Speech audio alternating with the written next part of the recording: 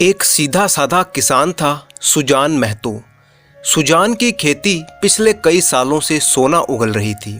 मेहनत तो गांव के सभी किसान करते थे, परंतु सुजान के खेतों की बात ही कुछ और थी। उसके घर में किसी चीज़ की कोई कमी ना थी। सुजान महतो की पत्नी थी बुलाकी और उसके दो पुत्र थे। एक का नाम था भोला और दूसरे का नाम था शंकर। खेती बाड़ी के काम में सुजान महतो की अच्छी कमाई हो जाती थी।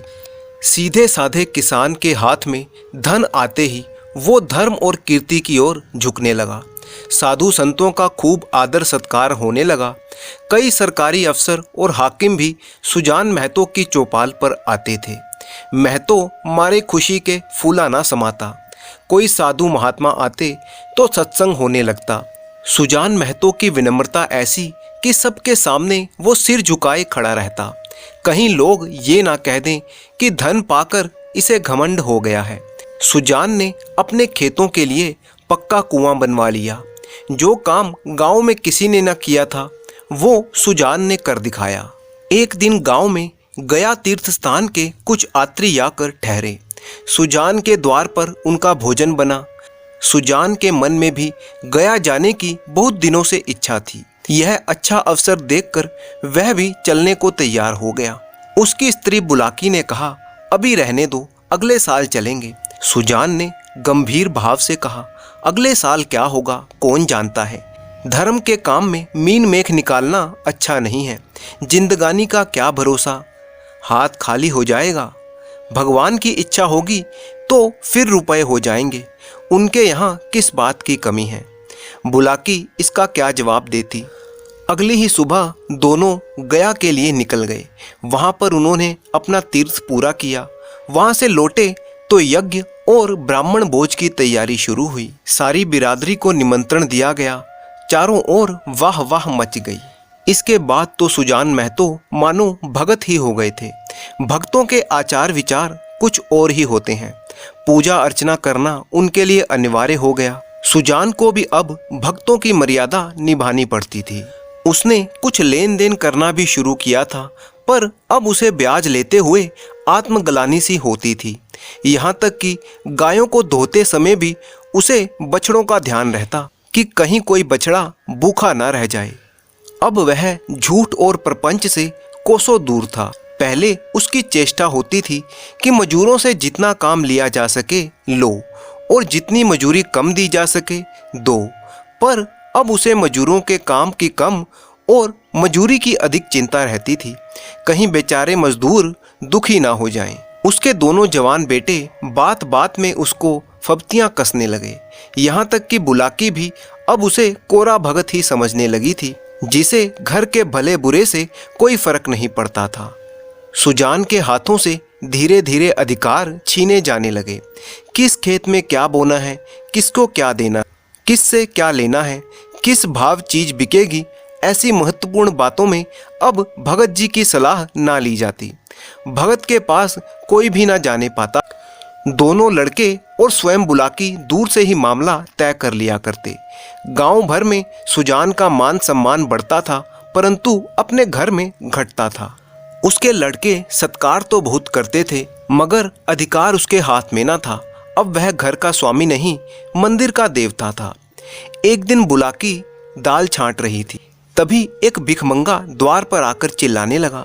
बुलाकी ने सोचा, दाल छांट लूं तो फिर उसे कुछ दे दूंगी। इतने में उसका लड़का भोला आकर बोला, अम्मा, एक महात्मा द्वार पर खड़े गला फाड़ रहे हैं, कुछ दे दो, नहीं तो वो दुखी हो जाएंगे। बुलाकी ने उपेक्षा के भाव से कहा, भगत के पाँव में क्या मेहंदी लगी है? क्यों कुछ ले जाकर नहीं देते? क्या मेरे 4 हाथ हैं?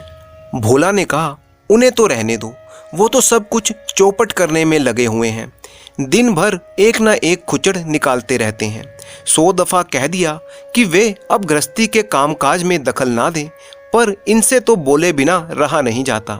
मैं जानती कि अगर इनका ये हाल होगा तो मैं इन्हें भगत बनने ही ना देती। भगत क्या हुए, दीन दुनिया दोनों से गए। सारा दिन पूजा पाठ में ही उड़ जाता है। ऐसे भी बूढ़े नहीं हो गए कि कोई काम ना कर सकें। बुलाकी ने आपत्ति जताते हुए कहा, भोला, यह तुम ठीक नहीं कह रहे।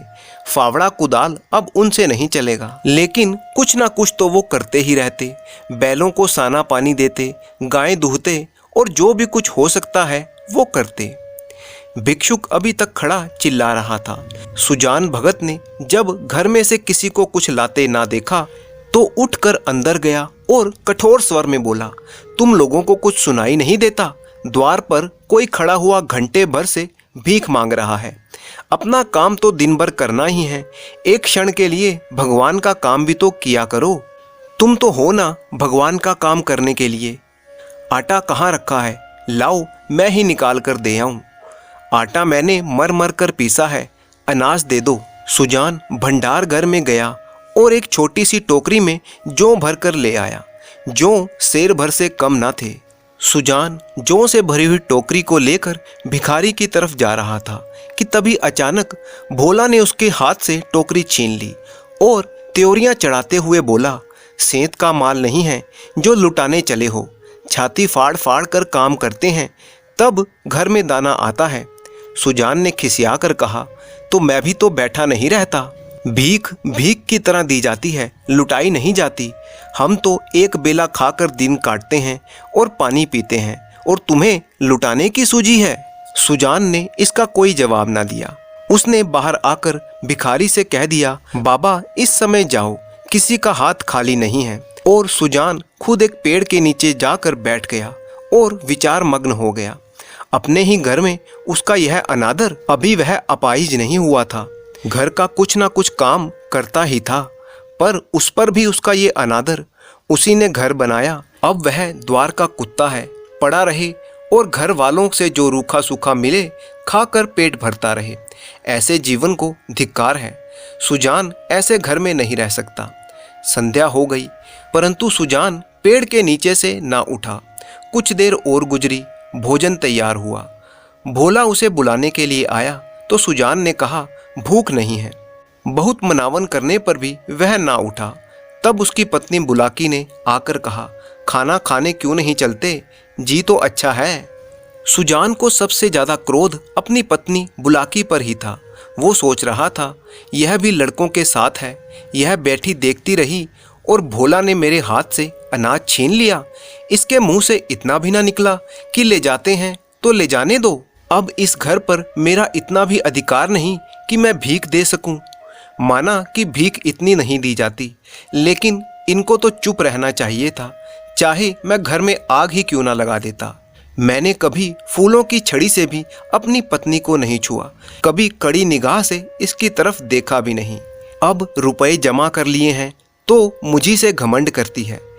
अब इसे बेटे प्यारे हैं, मैं तो निखट्टू हूँ, लुटाऊ हूँ और घर फूकू हूँ। सुजान बोला, मैं अब खा पी कर क्या करूँगा? हल जोतने से रहा, फावड़ा चलाने से रहा।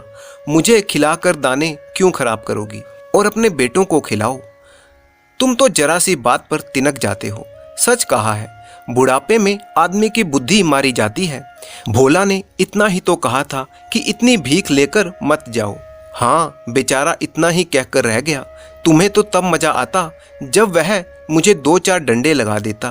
क्यों, अभी यह अभिलाषा पूरी नहीं हुई तो पूरी कर लो। तुम तो झगड़ा करने पर तुले बैठे हो और मैं झगड़ा बचाना चाहती हूँ कि 4 आदमी हंसेंगे। चलकर खाना खा लो, नहीं तो मैं जाकर सो रही हूँ। तुम भूखी क्यों सो रही हो? तुम्हारे बेटों की तो कमाई है। हाँ, मैं बाहर का आदमी हूँ। बेटे तुम्हारे भी हैं। नहीं, मैं तो ऐसे बेटों से बाज आया। किसी और के होंगे, मेरे होते तो मेरी ये दुर्गति ना होती। मैंने सुना था मर्द बड़े समझदार होते हैं, पर तुम तो सबसे न्यारे हो। आदमी को चाहिए कि जैसा समय देखे वैसा काम करे। अब हमारा और तुम्हारा निबाह इसी में है कि हम नाम के मालिक बने रहें और वही करें जो लड़के चाहते हैं। मैं तो ये बात समझ गई हूँ, तुम क्यों नहीं समझते? इतने दिनों तक राज किया, अब क्यों माया के चक्कर में पड़ते हो? आधी रोटी खाओ, भगवान का भजन करो और पड़े रहो। चलो खाना खा लो। तो अब मैं द्वार का कुत्ता हूँ? बात जो थी मैंने कह दी, अब अपने को जो चाहो समझो। सुजान ना उठा। बुलाकी हार कर अंदर चली गई। सुजान भगत के सामने एक नई समस्या खड़ी हो गई। वह बहुत दिनों से घर का स्वामी था, अब भी ऐसा ही समझता था। परंतु परिस्थितियों ने ऐसा उलटफेर किया कि उसे खबर ही न रही। लड़के उसका सेवा सम्मान करते थे, यह बात उसे भ्रम में डाले हुई थी। अब तक जिस घर में वो राज करता था, उसी घर में वह पराधीन बनकर नहीं रह सकता। उसको श्रद्धा नहीं बल्कि अधिकार चाहिए था। वह इस घर पर दूसरों का अधिकार नहीं देख सकता। मंदिर का पुजारी बनकर वह नहीं रह सकता था। रात काफी हो गई तो सुजान उठकर गंडासे से बैलों का चारा काटना शुरू कर देता है। सारा गांव सो रहा था, परंतु सुजान बैलों का चारा काट रहा था। जब से सुजान ने काम छोड़ा था, बराबर चारे के लिए हाय हाय पड़ी रहती थी। शंकर भी काटता था, भोला भी काटता था, परंतु चारा पूरा न पड़ता था। आज वह इन छोकरों को दिखाना चाहता था कि चारा कैसे काटना चाहिए। उसने सामने कटिया का पहाड़ खड़ा कर दिया। अंधेरे मुंह उसकी पत्नी बुलाकी उठी तो चारे का पहाड़ देखकर दंग रह गई। बोली, क्या भोला, रात भर आज सिर्फ चारा ही काटा है क्या? इतने में भोला आंखें मलता हुआ बाहर आया। उसे भी यह ढेर देखकर आश्चर्य हो गया। माँ से बोला, क्या माँ, शंकर आज रात को ही उठ गया था? वो तो पड़ा सो रहा है। मैंने तो सोचा तुमने ये चारा काटा होगा। मैं तो सवेरे उठ नहीं पाता। दिन भर चाहे जितना मर्जी काम करवा लो, परंतु रात को मुझसे उठा नहीं जाता। तो क्या ये चारा तेरे बापू ने काटा है? मालूम तो ऐसा ही होता है। रात भर सोए नहीं। मुझसे कल बड़ी भूल हुई। अरे वह तो हल लेकर जा रहे हैं अम्मा। जान देने पर उतारू हो गए क्या? क्रोधी तो वो सदा से ही थे। अब किसी की सुनेंगे थोड़े ही। शंकर को जगा दो माँ, मैं जल्दी हाथ मुंह धोकर हल लेकर जाऊंगा। जब तक भोला हल लेकर खेत में पहुंचा, तब तक सुजान आधे से ज्यादा खेत जोत चुका था। भोला ने चुपके से अपना काम शुरू कर दिया। सुजान से कुछ बोलने की उसकी हिम्मत ना पड़ी।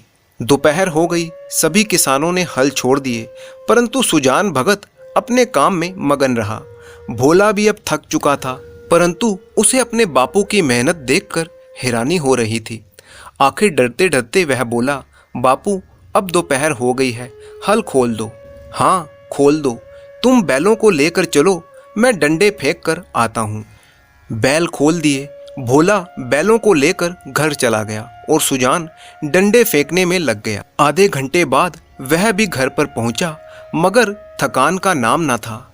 नहा खाकर आराम करने की बजाय उसने बैलों को सहलाना शुरू कर दिया। उनकी पीठ पर हाथ फेरा और उनके पैर मले, पूंछ सहलाई। बाकी किसानों की भांति भोला अभी कमर सीधी ही कर रहा था कि सुजान भगत ने फिर से हल उठाया और खेत की ओर चल दिए। दोनों बैल बड़ी ही उमंग के साथ उसके साथ साथ दौड़ चले, मानो वह स्वयं ही खेतों में पहुंचना चाहते थे। भोला ने अपने पिता को जब जाते देखा तो उसकी हिम्मत नहीं हुई, वह घर पर ही पड़ा रहा। बुलाकी ने कहा, भोला तुम्हारे बापू हल लेकर गए हैं, जाने दो अम्मा, अब मुझसे और नहीं हो सकता। भगत के इस नए उत्साह पर गांव में टिकाएं हुई। निकल गई सारी भक्ति, बना हुआ था माया के पीछे फंसा हुआ है, आदमी काहे को भूत है। मगर भगत जी के द्वार पर अब फिर से साधु सन्यासियों का डेरा दिखने लगा। उनका आदर सम्मान होता। अब सुजान भगत की खेती ने सोना जो उगल दिया था। बखारी में अनाज रखने की जगह ना मिलती थी। जिस खेत में 5 मन मुश्किल से होता था, उसी खेत में अब की 10 मन की उपज हुई थी। चैत का महीना था। खलियानों में सतयुग का राज था। जगह जगह अनाज के ढेर लगे हुए थे। यही वो समय है जब किसान को थोड़ी देर के लिए अपना जीवन सफल मालूम होता है, जब गर्व से उसका हृदय छलने लगता है। सुजान भगत टोकरों में अनाज भर भर कर देते थे और दोनों लड़के टोकरे लेकर घर में अनाज रखाते थे। कितने ही भाट और भिक्षुक भगत जी को घेरे हुए थे, जिनमें एक भिक्षुक वह भी था जो आज से 8 महीने पहले भगत जी के द्वार से निराश लौट गया था। सहसा भगत ने उस भिक्षुक से पूछा, क्यों बाबा, आज कहाँ का चक्कर लगा आए? भिक्षुक ने कहा, अभी तो कहीं नहीं गया भगत जी, पहले तुम्हारे पास ही आया हूँ। अच्छा, तुम्हारे सामने ये ढेर है, इसमें से जितना अनाज उठा सको उठा लो। भिक्षु ने लुब्ध नेत्रों से ढेर को देखा और कहा, जितना अपने हाथ से उठाकर दे दो उतना ही लूँगा, नहीं तुमसे जितना उठ सके उठा लो। भिक्षुक के पास एक चादर थी, उसने 10 सेर अनाज उसमें भरा और उठाने लगा। संकोच के मारे और अधिक भरने का साहस ना हुआ।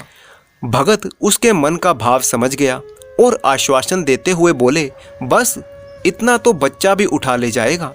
भिक्षुक ने भोला की ओर संदिग्ध नेत्रों से देखा, कहा, मेरे लिए इतना ही बहुत है। नहीं, तुम सकुचाते हो, और भरो। भिक्षुक ने और अनाज भरा, फिर भोला की तरफ एक बार फिर से सशंक दृष्टि से देखने लगा। उसकी ओर क्या देखते हो बाबा जी, मैं जो कहता हूँ वह करो। जितना तुमसे उठाया जा सकता है उठा लो। भिक्षुक डर रहा था कि कहीं उसने अनाज भर लिया और भोला ने गठरी ना उठाने दी तो कितनी बेइज्जती हो जाएगी और दूसरे भिक्षुकों को हंसने का अवसर मिल जाएगा। उसे और अनाज भरने की हिम्मत ना पड़ी। तब सुजान भगत ने चादर ली और उसमें अनाज भरा। गठरी बांधकर बोले, इसे उठा लो। बाबा, इतना तो मुझसे ना उठ सकेगा। अरे, इतना भी ना उठ सकेगा? बहुत होगा तो मन भर, भला जोर लगाओ, देखूं उठा सकते हो या नहीं। भिक्षुक ने गठरी को आजमाया, भारी थी, जगह से हिली भी नहीं। भगत जी, यह मुझसे ना उठ सकेगी। अच्छा बताओ, किस गांव में रहते हो? बड़ी दूर है भगत जी, अमोला का नाम तो आपने सुना ही होगा। अच्छा, आगे आगे चलो, मैं पहुंचा दूंगा। यह कहकर सुजान भगत ने जोर लगाया और गठड़ी अपने सिर पर उठा ली और भिक्षुक के पीछे पीछे चलने लगे। देखने वाले भगत का ये पौरुष देखकर चकित रह गए। उन्हें क्या मालूम था कि भगत पर इस समय कौन सा नशा था। 8 महीने के निरंतर अविरल परिश्रम का आज उन्हें फल मिला था। आज उन्होंने अपना खोया हुआ अधिकार फिर से पाया था। वही तलवार जो केले को भी नहीं काट सकती थी, सान पर चढ़ी तो लोहे को भी काट देती है। मानव जीवन में लाग बड़े ही महत्व की वस्तु है। जिसमें लाग है वह बूढ़ा भी जवान हो जाता है। जिसमें लाग नहीं है, गैरत नहीं है, वह जवान भी मृतक के समान है। सुजान भगत में लाग थी और उसी ने यह अमानुष्य बल उन्हें प्रदान कर दिया था। चलते समय उन्होंने भोला की तरफ देखा और बोले, ये बाट और भिक्षुक खड़े हैं, कोई खाली हाथ नहीं लौटना चाहिए। भोला सिर झुकाए खड़ा था। उसे कुछ बोलने का हौसला ही ना हुआ। उसके वृद्ध पिता ने उसे परास्त कर दिया था। उनके बेटों के मन में अपने पिता के प्रति इज्जत अब और भी ज़्यादा बढ़ चुकी थी। पूरा परिवार एक खुशहाल परिवार की तरह रहने लगा।